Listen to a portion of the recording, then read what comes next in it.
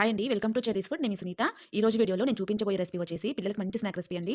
హెల్తీగా ఏదైనా చేయాలనుకుంటే ఈ పూల్ మకానా ట్రై చేయండి. ఎన్నో పోషక విలువలు కలిగిన ఈ పూల్ మకానా ఈజీగా 5 నిమిషాల్లో చేసుకోవచ్చనమాట.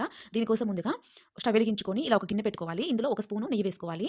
ఈ నెయ్యి వేడైపోయిన తర్వాత మనం ఎన్నైతే తీసుకున్నామో పూల్ మకానా అన్ని తీసుకోవాలి. నేను ఒక కప్పు తీసుకున్నానండి.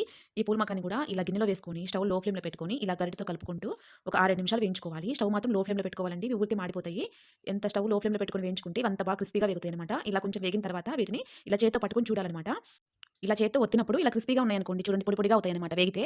వేగకపోతే గట్టిగా ఉంటాయన్నమాట. మనం ఒత్తినప్పుడు ఇలా పొడి పొడిగా అవ్వవన్నమాట. ఇలా చెక్ చేసుకొని ఇవి వేగిన తర్వాత తీసుకొని ఒక ప్లేట్‌లో వేసుకోవాలి. ఇప్పుడు అదే స్టవ్ పైన ఈ గిన్నె పెట్టుకొని ఇంకొక స్పూన్ ఆయిల్ వేసుకొని ఆయిల్ మంచిగా వేడైపోయిన తర్వాత ఒక గుప్పెడు జీడిపప్పు వేసుకోవాలి. మీరు కావాలంటే పల్లీలు కూడా వేసుకోవచ్చండి. నేను వేయట్లేదు. ఎంత వీలైతే అంత సన్నగా తరిగిన ఎండు కొబ్బరి ముక్కలు కొన్ని వేసుకోవాలి.